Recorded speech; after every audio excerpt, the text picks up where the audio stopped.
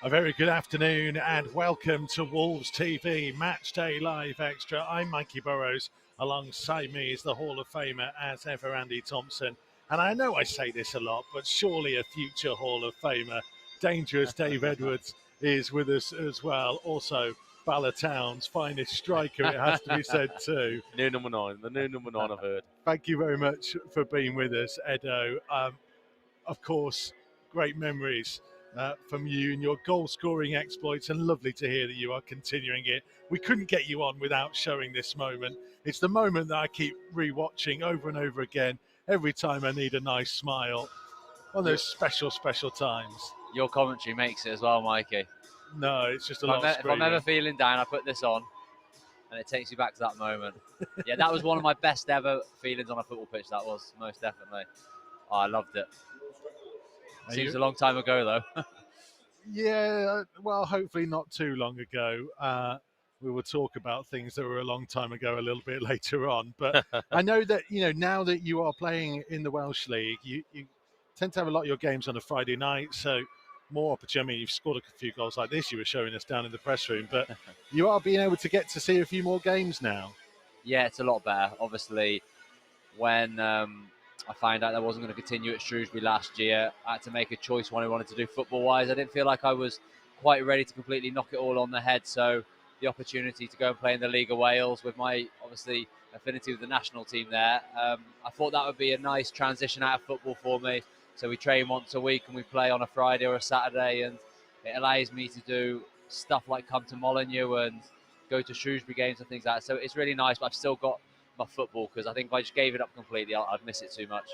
Yeah, you probably were wise to have missed out on the trip to Selhurst Park last time out, Tomo, because it was far from anywhere near being the best performance of the season. Yeah, it was. So, look, after watching the week before where they played really well against Everton, especially in that first half, and then to go there, not really offer anything that, as a threat against Crystal Palace. And in the end, I thought it was pretty comfortable for Crystal Palace in the end, with the result, and the way that they played. But look, you're hoping that they're going to bounce back today, but it's going to be a tough opponent today with West Ham, a team that are doing really well in the league. But again, you never know at home. You never know with the side that we've got, and I'm sure that's going to be on the mind of the manager all week. We'll talk a little bit about West Ham in a bit, Dave, but it's that element at the minute of Wolves just being a little bit Jekyll and Hyde from week to week. How hard is it to find that consistent run of form?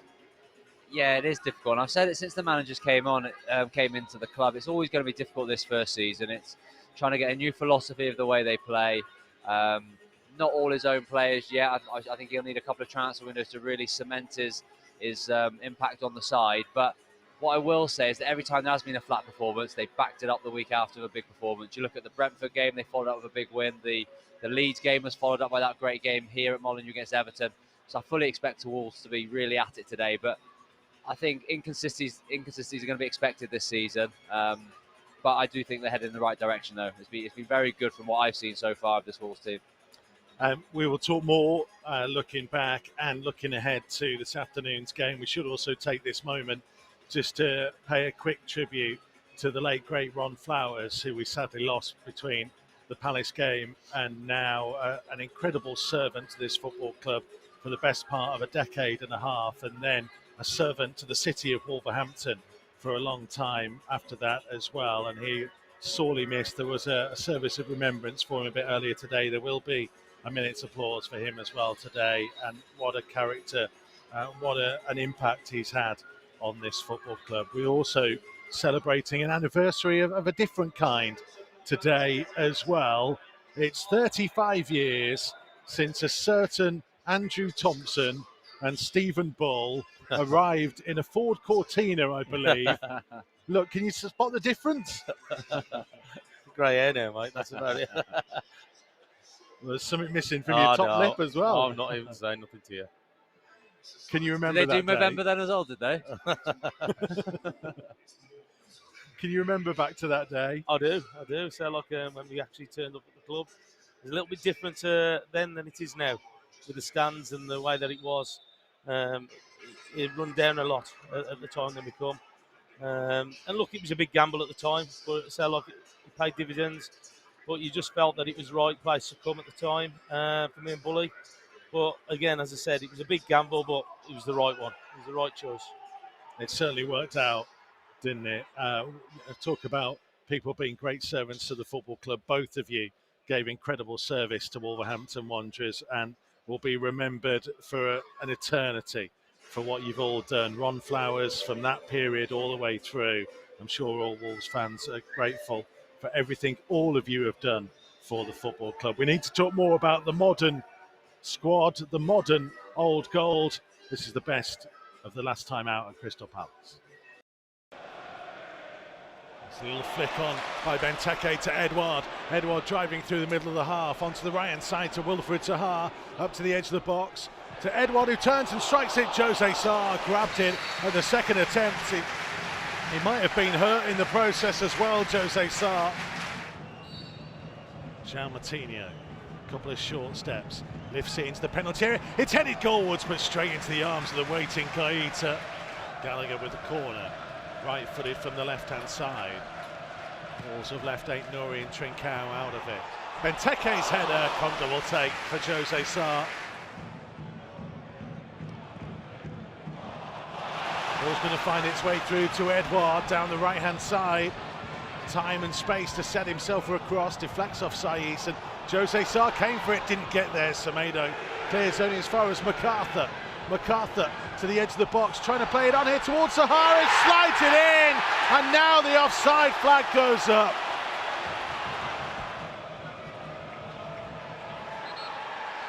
Yeah, it's going to be a given. It's given, it's onside. Wilfred Zaha has given Crystal Palace the lead.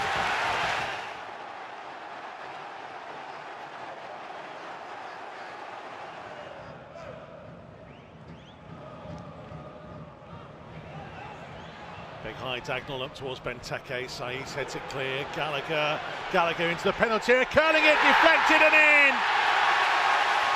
Wrong-footed Jose Sarr. And Conor Gallagher celebrates. Palace 2, Wolves 0. Neves stood over it as well. Graham Scott blows his whistle. João Moutinho hits it low. Good save by the keeper. Low down to his left-hand side. He can't have seen that till late, Keita. Yes, we are back at Molineux for Wolves v West Ham this afternoon. The last time we played at home was, of course, 2.5 weeks ago with our victory against Everton under the lights at Molineux. And what a fantastic night that was. And today we have the chance to make it 3 consecutive home wins in the Premier League. But it will not be an easy feat. West Ham are on an incredible run of form, currently sitting 3rd in the Premier League table. Our last 2 matches with West Ham may not have gone our way, but the previous 4 since our promotion in 2018 were all victories. So today is a chance to restart that run against the Hammers in the Premier League. Now today we are also paying our respects to club legend and former Vice President Ron Flowers MBE. Earlier this afternoon there was an act of remembrance held at St Peter's Church in Wolverhampton. I'm just on my way back from the service now. It was absolutely beautiful and staff and supporters were invited along to light candles in his memory. Gemma Frith giving us a bit of context and also mentioning that Ron Flowers service of remembrance as well. Let's take a look at the team news for this afternoon. Bruno has made just the one change from the side that started at Crystal Palace. Daniel Podence, you can see him there on your screen, is in for Francisco Trincao to start. So it'll be interesting to see whether it's a like-for-like change, Tomo, or whether Podence gets a slightly different role to maybe try and counteract what West Ham might do. Yeah, well, he's going to have to help out because the way that West Ham are playing at the moment, it seems to be strong in all departments, from the back to front, and he's going to have to help out. Look, we saw it against Everton about the formation that he played, where he's playing wing, so just in front of just behind Jimenez, and then you got Podence who will just be off him as well. And we had great success in that first half against Everton. So I presume that today that we're going to be very similar in the way that we're going to be playing. But it's that high press. It's making sure that we do win that ball in higher areas, because that's the thing that we got the success the other night against Everton. So look, it's going to be a difficult game. They're full of confidence. They're high in the table, but we've just got to go out there and get at them. We don't want to give them too much hope in coming forward. Just got to make sure we play our own game and get the ball as we can to Jimenez in front. There's an element, Dave, where if we talk about the midfield, a lot of people, especially seeing the way Wolves performed at Crystal Palace, might have been thinking Leander Dendoncker might have got a shout today. Possibly, but I think it's a different type of game here at Molineux. I think, as well as West Ham are doing, I do expect Wolves to still dominate the ball today. I think Wolves will be playing higher up the pitch, have a lot of ball in West Ham's half. West Ham more of a counter-attacking team, so Wolves have got to really stay switched on that turnover possession, because that's when West Ham will hurt you, and set pieces as well. But I think it's the right game for Ruben Neves and Martino to be playing together. Hindsight, Dendoncker perhaps should have started at Crystal Palace. We looked a little bit lightweight, I think. Not just in midfield, across the pitch. I think we got sort of physically dominated, which was a bit of a shame. But say Leander will come in and get his chance at some point. But definitely today, I think we're going to have a lot of the ball. So they're our two best ball players in the team. So it's important we get them on it. It's going to be an interesting battle. Here's what Bruno's had to say about facing West Ham. And so many teams have tried so far this season, but didn't necessarily succeed to stop West Ham United. What do you think potentially your team can do differently tomorrow to secure the 3 points?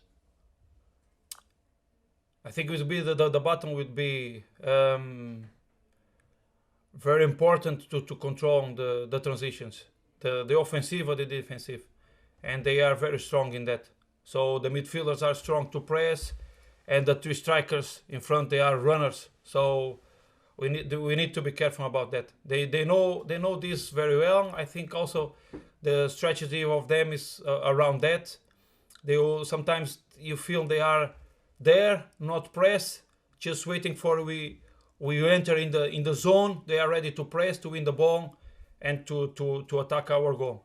So we need to be attention of that on that period. And for sure, we are playing against top players. If we give him space to manage the ball, they will find spaces to create chances. So I think it will be interest after these two games, after Crystal Palace and Everton, what you can do against a stronger team like West Ham.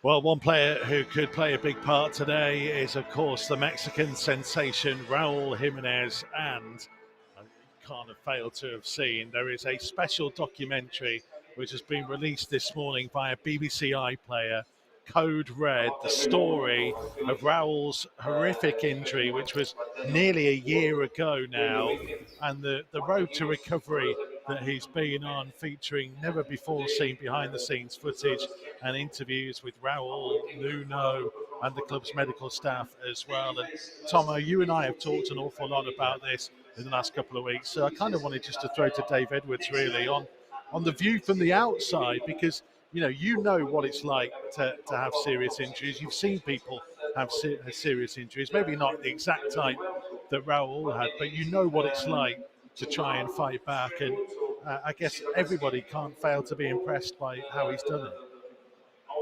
Yeah, you look in the last few weeks, or the last month in particular, he's really got back to his best as well. But it's different from coming back from a broken leg or a torn ACL, because this is a real life-changing injury that he had, and to show the courage and determination to show straight away that, I want to play football again, and then to do what he's done, the recovery, and get back to form, he deserves a lot of credit for that. But it was, looking from the outside in, I remember hearing about it, and it sounded horrific. Watched it on Matchday, and it's just one of those horrible moments. And so we're just lucky here at this football club. You've got a wonderful medical team. You've got Matt Perry, who obviously plays a big part in the documentary as well.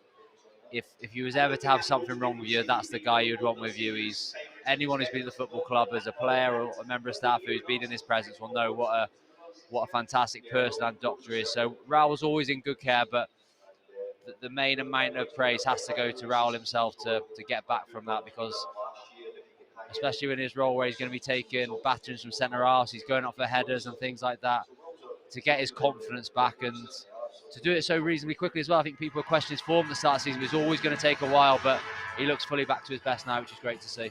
Yeah, he certainly does. By the way, head to BBC iPlayer If you want to watch it, there will be an extended version available via the club's social media channels in a couple of weeks' time. Let's talk about today and West Ham, Tomo, and Raul in a way, because we mentioned Daniel Podence coming in and what potential role he will have. Jimenez, a couple of seasons ago here, was pivotal in beating West Ham. Last season without him, as we'll see here, West Ham very much had the upper hand. Well, you're just watching it there on the replay there, where they beat the press. We've tried to squeeze them in there, and all of a sudden the counter-attack what they had, as you just saw there, Lingard scoring that goal, but we just got totally dominated in that game. So like, we tried to chase everything, but they had the answers for every situation, West Ham at the time. And they were very clinical in front of goal, as you've seen the goals there. And we've got to do a lot better today. If we are doing that high press, we've got to make sure we switch on just in case they get out. We've got to make sure that we try and offer something going forward as well. Because I thought that when we have played against West Ham, we have struggled to get anything out of the games. Bowen caused us problems last time as well. Antonio was a big threat. Even though I saw today, which was interesting, he hasn't scored against Wolves yet. And I was thinking, I'm hoping that's going to happen today, because he's been a massive threat for them at the top end of the pitch. Do we think West Ham, Dave, have been a little kind of caught people off guard a little bit? I mean, only Man City and Chelsea have won more points than them in the calendar year. It seems like only recently have people really started talking about just how good they've been. Yeah, and that would have suited David Moyes as well. I think since he's come back into the football club, it's been a real gradual process of getting better and better, and really it's been incredible the form they find themselves in now, and it's no fluke. They're doing it week in, week out. They're a very well organised team. I think they're a hard team to score against. They all get back in their shape really well, and as we spoke about earlier, their main threat is their counter-attack, and that's where Wolves are going to have to be so careful today, because Wolves, I do believe, will have the lion's share of possession, but the ball's in behind that West Ham play, and they've got William runners like Antonio and Bowen and the bit of skill of Ben Rama as well. They are really dangerous on that turnover possession. So Wolves have to be careful, but definitely West Ham and David Moyes are flying at the moment. Is there an element there, Tomo, just watching that goal, especially from Fabio Silva, of maybe Wolves being a little bit more direct and a little bit through the middle there? It was Pedro Neto playing that pass, but yeah, as Dave mentioned earlier, they have Matinho and Neves who can do it. Maybe that's something that might get them a bit more fruitful today. Well, it is as well, and we've spoken about the quality up to the front three or front two, whatever we're playing. It hasn't been our best. We saw it against Crystal Palace. It wasn't the best. They were playing high balls up there, and they were competing and losing out to that. Today, it's got to be quality. You've got to be putting a quality ball up to the strikers to give them some kind of chance. Especially we've got Podence, because there's no point playing the ball in the air to Podence, because he's going to get dominated in that area. So look, it's got to be a quality ball up to them. But also as well, you've got to be able to back them up as well. You've got to have people backing them up. The wing backs are going to be important about the supply that we're going to get as well. So they've got to try and drive West Ham back, because they are going to come at us. They're going to try everything with the confidence that they've got going forward, defending in all the areas of the park. We've got to make sure, first of all, that we compete with them. But also as well, we've got quality in the side. We've got quality to open up defences, and we've got to make sure that we get it. Just saying hello to the absolute legend, the King, John Richards, is here. You might just be able to see him pop up in the corner. What a legend is here at Molineux watching the game tonight. Another great striker, of course. Edo, final words from you. What do you think the key battle is going to be today, and how do you see this one going? I think, building on what Thomas said, the balls into Raul Jimenez are going to have to be very good. Anything in the air, Dawson and Zuma are just going to eat up. So into his feet. Hwang Hee-chan's movement is so important when this Wolves team do well. His movement in and around Jimenez will be key. Declan Rice sits in front, and he's been excellent in recent weeks as well. So I just think Wolves need to be really clinical in and around West Ham's box, but also, like I keep saying, they need to stay really organised defensively. Conor Cody organised, and on the turnover possession, they don't get caught. Tomo, going for 2-1 as usual? I am. It's going to be a tough game. I'm hoping we're going to sneak it. I think we'll take any kind of result. Yeah. Maybe even a point will be a good one today. Don't forget, full live commentary from Dave Edwards, Andy Thompson and myself is available to listen to on the move via the Wolves app and at wolves.co.uk. Make sure to head over there in a couple of minutes' time after we thought, why not? We'll finish for this game to build you up with the roller coaster of emotions that is the trailer for Code Red. Do you remember going back for that corner? No.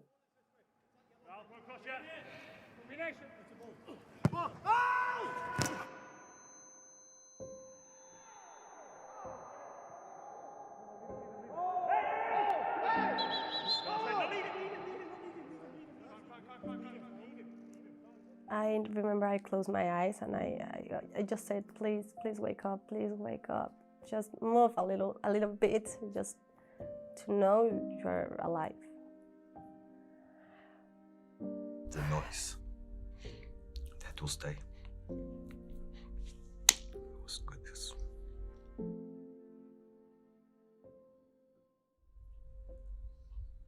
Yeah. Bueno, pues una desesperación por no tener respuesta y ver que pasa el tiempo y pasa y no hay más que un Raúl Jiménez, mi hijo, tirado en el suelo. I knew immediately that he was seriously injured. For a start, Raul never goes down. We were so afraid, and then you start listening Code Red, and I just asked, "What's Code Red?" Say. It was difficult. I mean, at the time, we didn't know if we were gonna see him again. Really. Is he alive? Is he alive? Is he alive? Has something horrendous happened here? Because it's giving me goosebumps talking about it, really. Because at the time, I'll be honest with you, I didn't really care whether he played football again.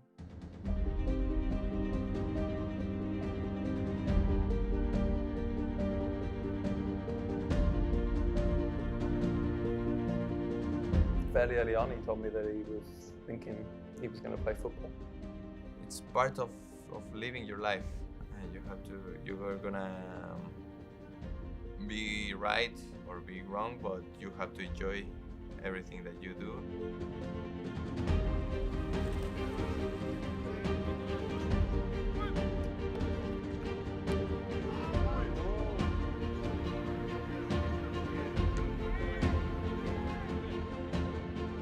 Que lo vi, bueno, pues nos fundimos en un abrazo de amor, de saber que está vivo después de la experiencia tan triste y dolorosa. It's an incredible journey, and I think he should take a lot of credit, a lot of pride from how he's bounced back from such a horrendous thing and a horrendous injury.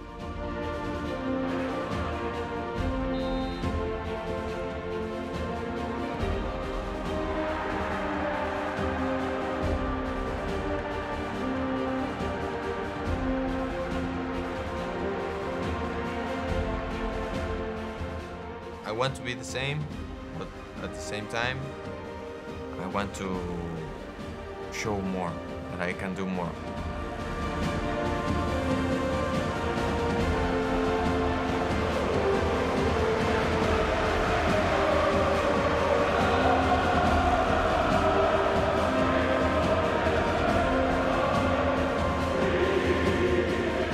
He had no doubt at all. I am so proud of him.